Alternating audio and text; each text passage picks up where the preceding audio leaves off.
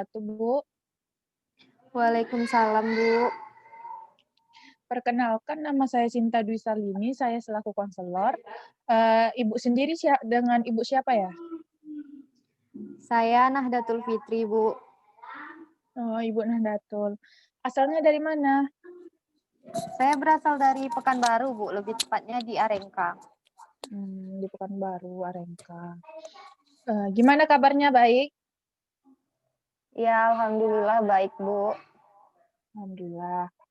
Apa yang membawa Ibu datang kepada saya? Apakah ada teman atau orang lain yang merekomendasikan Ibu untuk datang kepada saya? Jadi gini, Bu, kedatangan saya di sini berawal dari cerita saya dengan teman saya. Jadi, teman saya yang mengusulkan saya untuk datang kepada ahli, yaitu kepada Ibu selaku konselor. Oh, berarti Ibu direkomendasi ya.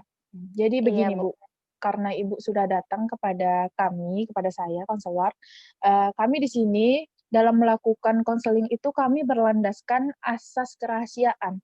Jadi Ibu tidak perlu takut bahwasanya nanti rahasia Ibu dan permasalahan keluarga Ibu itu bakal kami sebarkan seperti itu, karena kami di sini membawa profesi kami. Jikalau kami menyebarkan, aib Ibu, berarti kami telah melanggar asas kerahasiaan dari pekerjaan kami sendiri, seperti itu. Setelah saya menjabarkan bahwasannya kami berlandaskan asas kerahasiaan, apakah Ibu masih ingin melanjutkan konseling ini? Iya, Bu, saya tetap ingin melanjutkan konseling ini, Bu.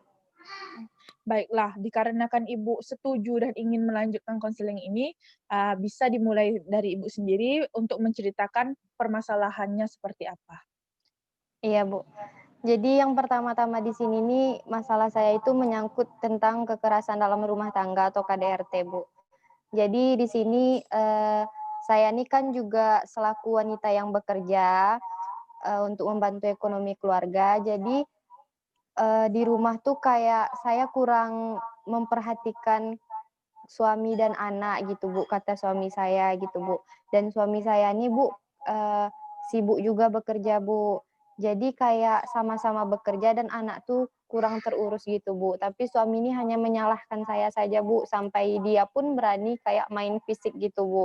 Dan juga dalam bekerja dia kayak sering lembur kayak kayak gitu, Bu, pulang malam kayak gitu, Bu. Jadi saya curiga nih, Bu, ini nih beneran kerja atau emang udah ada perempuan lain lain di rumah gitu, Bu. Dan ketika kayak misalnya kita ribut atau cekcok tentang permasalahan anak nih, Bu, dia tuh selalu main tangan gitu, Bu, kayak memukul, menendang, bahkan kayak menjambak saya, Bu.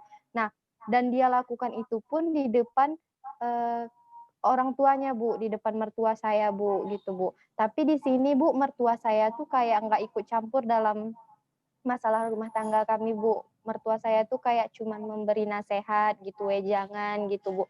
Tidak sama sekali sedikit pun ikut campur gitu, Bu. Dan ketika dia melakukan kekerasan seperti memukul, menendang, menjambak saya itu, Bu, di depan mertua saya dan mertua saya tuh juga nggak bisa apa-apa gitu, Bu, cuman diam aja gitu, Bu. Jadi di sini nih kayak permasalahannya tuh banyak gitu, Bu. Yang pertama tentang mengurus anak juga, kekerasan dalam rumah tangga juga, dan saya juga curiga dia ini juga ada perselingkuhan gitu, Bu. Oh, seperti itu.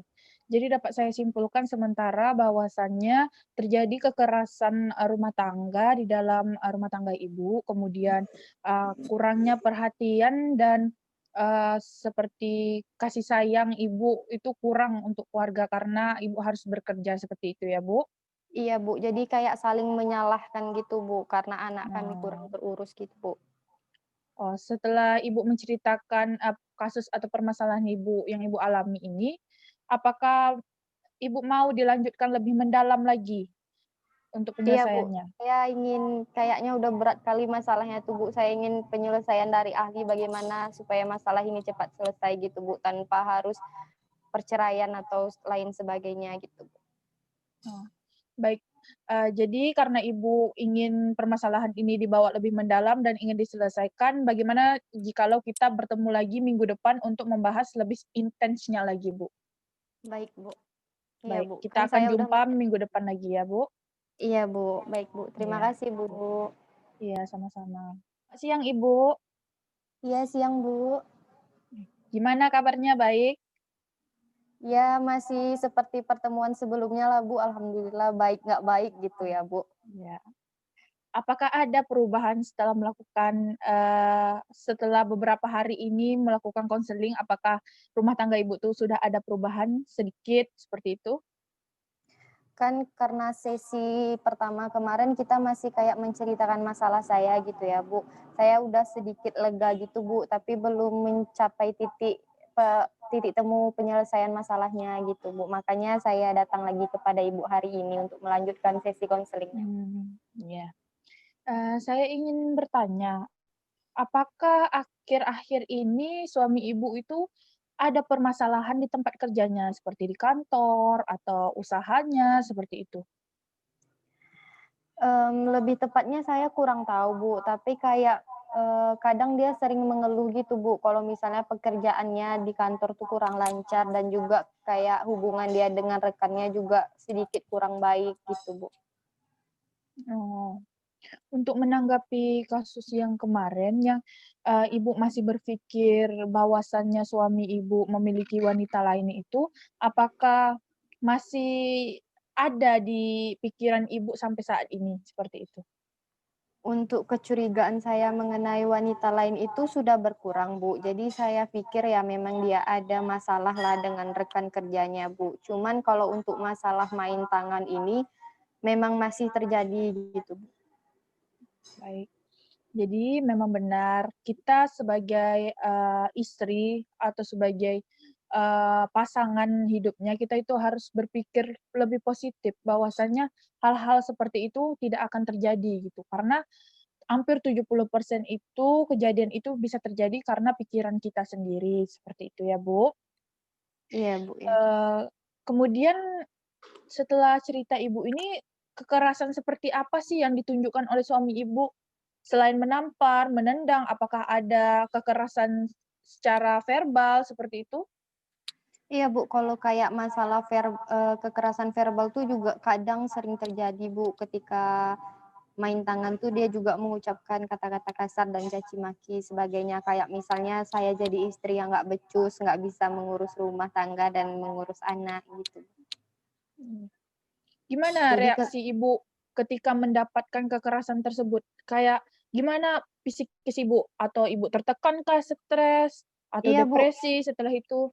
Iya, Bu, ketika kayak misalnya sakitnya tuh lebih terasa di psikis ya, Bu, kayak ketika dia mengata-ngatai, mencaci maki. Kalau misalnya sakit kena tampar atau kena tendang gitu kan cuman kayak Mmm, beberapa hari bekasnya tuh udah hilang gitu kan, Bu. Cuman kayak kekerasan verbalnya yang bener-bener saya ingat sampai sekarang gitu, Bu. Jadi menurut saya yang lebih sakit tuh ya kekerasan yang verbal, Bu, dibanding yang non verbal atau fisik. seperti itu. Saya kayak merasa jadi pihak yang disalahkan, tertekan, stres, kayak kepikiran juga dan akhir-akhir ini gara-gara sering kepikiran tuh Bun, kayak, eee, berat badan saya turun, terus insomnia juga kayak kayak gitu, Bu. Seperti itu, Bu. Jadi, apa yang Ibu alami ini sebenarnya, suatu hal yang wajar. Ini dampak dari kehidupan seperti itu. Semua, manusia yang hidup akan mengalami permasalahan. Jadi ini merupakan pembelajaran dari adanya kehidupan seperti itu. Tanpa adanya masalah, maka tidak adanya kehidupan, ya, Bu? Jadi kita terus Iya. untuk berpikir positif, tidak berpikir, yang aneh, yang irasional dan tidak masuk akal, seperti itu. Jikalau tidak didukung oleh bukti-bukti Ibu seperti beranggap kalau suami Ibu tidak sayang terhadap Ibu, atau, dia ada wanita lain, seperti itu, pikiran seperti itu harus kita rubah menjadi pikiran-pikiran yang baik, sehingga permasalahan ini juga bisa diselesaikan secara baik-baik. Apakah Ibu, ingin bercerai setelah mendapatkan KDRT ini? Apakah Ibu, sudah kayak pengen bercerai dan sudah mencoba untuk memperbaiki selama ini?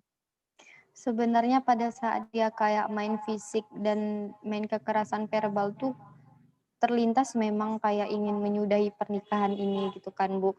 Cuman setelah kayak cerita ke teman dan konsultasi ke ibu dan juga karena mengingat anak gitu, Bu, makanya saya sampai sekarang masih mencoba bertahan dan menyelesaikan serta memperbaiki masalah ini gitu, Bu. Sebenarnya kalau misalnya saya nggak mikirin anak dan kayak udahlah bodo amat, saya emang bener-bener mau kayak cerai aja gitu, Bu. Makanya saya tuh ke sini minta penyelesaian supaya bagaimana masalah ini terselesaikan tanpa harus melalui jalur perceraian gitu. Kasihan juga kan, Bu, anak-anak.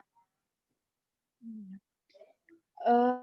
Apakah Ibu berapa jam dalam satu hari itu berapa jam Ibu bekerja? Jadi Bu, waktu berapa jam sih Ibu bekerja dalam satu hari itu dan kapan? Kayak pukul berapa Ibu baru bisa berkumpul sama keluarga kayak gitu? Atau tidak ada waktu untuk bicara atau makan bersama kayak gitu? Saya kayak bekerja itu, Bu, dari jam 7 sampai jam 5 sore. Terus nyampe rumah kan kayak yang masak di rumah tuh kadang beli gitu, Bu, kadang dibantu sama mama mertua gitu. Dan kalau di rumah pun kayak anak-anak kan berangkat sekolah udah jam 7, pulang juga sore, terus nyampe rumah udah sama-sama capek juga, paling makan, habis maghrib, habis itu ya udah sholat isya sama-sama, habis itu tidur gitu, Bu. Jadi kayak bicara tuh jarang gitu, kayak menanyakan apa aja masalah hari ini, kegiatan hari ini tuh jarang gitu, Bu. Jadi Kalau komunikasi sama Ibu dan suami ini sangat terbatas gitu ya, Bu, ya? iya, itu tadi saya sama anak, kalau misal sama suami, suami kan kadang lembur juga, Bu, sampai jam 9 gitu, kadang pulang ke rumah juga udah tinggal tidur doang. Kalau cepat ya pulang kadang jam 6 gitu. Oh, iya. Selain permasalahan komunikasi dan, perhatian dan kasih sayang ini, apakah ada berkaitan dengan permasalahan lain, Bu? Seperti ekonomi, seperti itu? Kalau masalah ekonomi karena saya dan suami bekerja, Bu, enggak terlalu ada masalah ekonomi gitu, Bu. Lebih ke perhatian aja sih ke anak, itu aja sih masalahnya, Bu. Mmm, jadi kayak weekend gitu, seperti hari, Minggu kan tidak bekerja, apakah suami itu betah di rumah, Bu? Atau nggak betah, seperti itu? Mhm. Ya, Bu, kalau dulu dia tuh emang kayak misal weekend kami pergi sama-sama gitu kan, Bu, sama anak, quality time. Tapi belakangan ini, ya mungkin karena sering berkelahi juga, kalau weekend tuh dia tuh kayak pergi sama temennya, atau kayak pergi mancing, atau pergi sama temen kantor gitu. Seperti itu. Jadi akhir-akhir ini, suami Ibu jarang sekali kayak sharing-sharing masalah, apa masalah dia di tempat kerja atau masalah lainnya, kayak gitu jarang ya, Bu? Iya jarang sekali, Bu. Kayak udah kayak di rumah tuh suami istri, tapi bener-bener nggak ada hubungan komunikasi yang baik gitu. Iya, baik, Bu. Jadi begini, eee, saya ada beberapa hal yang mungkin bisa Ibu terapkan di rumah, yang dapat membantu memperbaiki rumah tangga Ibu dengan suami agar lebih baik lagi dan menghindari dari perceraian. Saya mohon hal-hal ini dapat Ibu terapkan pada 1 minggu ke depannya, Bu. Yaitu yang pertama, Ibu untuk bisa meluangkan waktu, untuk keluarga itu lebih banyak, seperti itu. Kepada anak, terutamanya kepada suami. Kemudian yang kedua, Ibu mencoba setiap sebelum tidur atau Ibu masak untuk makan malam, itu Ibu coba, menanyai apa saja permasalahan dari suami, seperti itu. Karena bagaimanapun sebuah hubungan yang baik itu adalah komunikasinya juga baik, seperti itu.